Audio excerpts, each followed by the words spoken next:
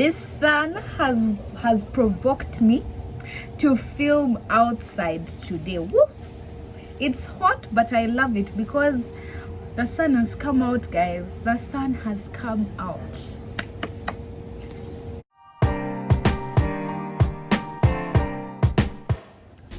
Hi everyone, welcome back to my YouTube channel.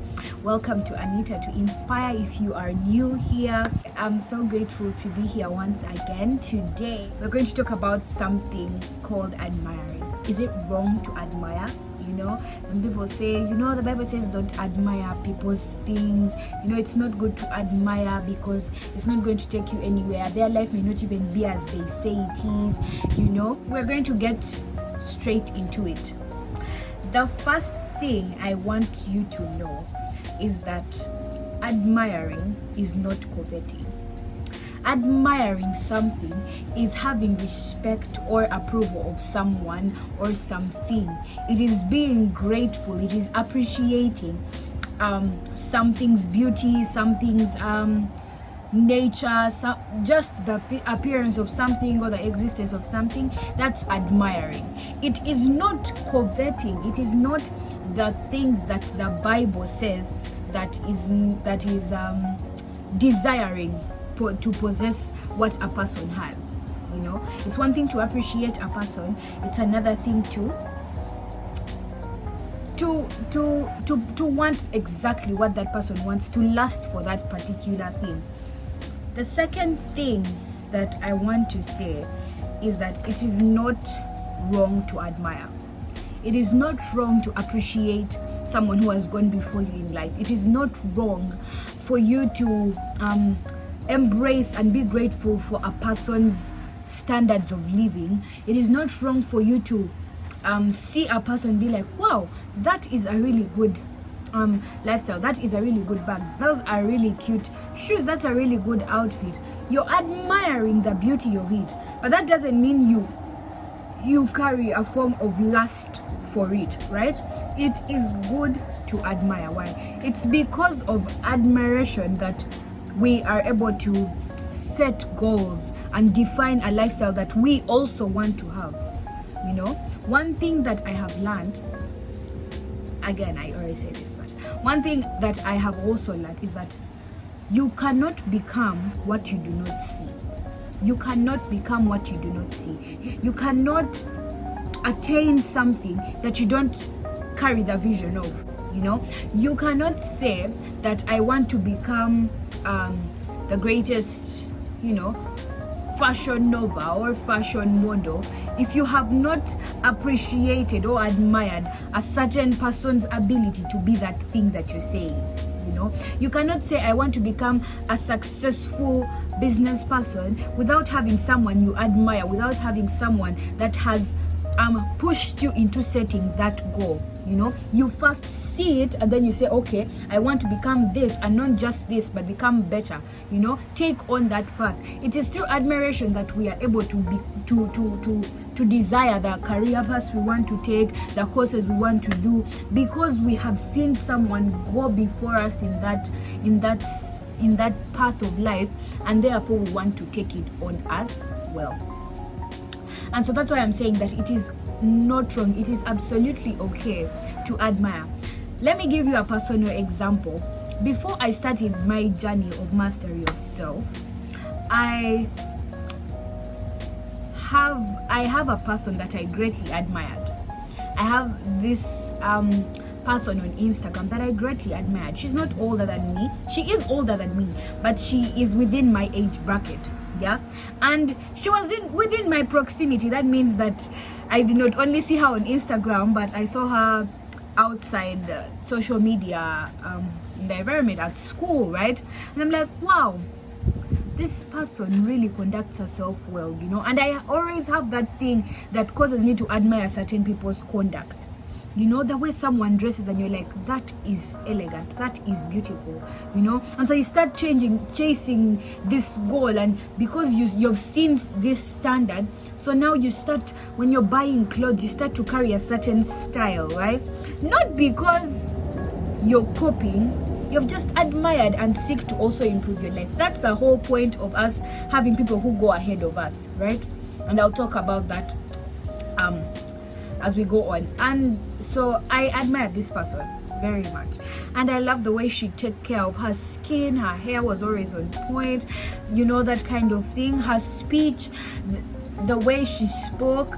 And it's not necessarily that she was temperate, you know, like that she had all her whole life figured out, but there are certain aspects in her life that was like that portion right there, I would like to see it also in my life, you know. And that motivated me. You have no idea. I even showed my mom this person, and I'm like, how do you think we can attain this? Because, you know, she's that one person, right? So how do you think we can attain this? That's when we started going to gym. We started it's not that I was trying to attain a certain body, but I realized that she carried a certain discipline and she got results, right? She's not trying to do this to make you jealous of her. That leads me to my next point. Admiration is not envy, right? Admiration is not envy. Is not supposed to stir you into envy. Envy is jealousy. When you admire someone, it's not a competition, you know. She's not putting her life out there. She's not conducting herself in that way for you to compete with her. She's not trying to be the best. She's just trying to live her life, right?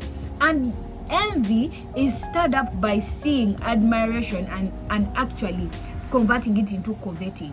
If you want to you feel like this person is better than you, and therefore you turn this into negative energy, and you do not appreciate them, rather you condemn the fact that they are better than you because you're jealous, you know.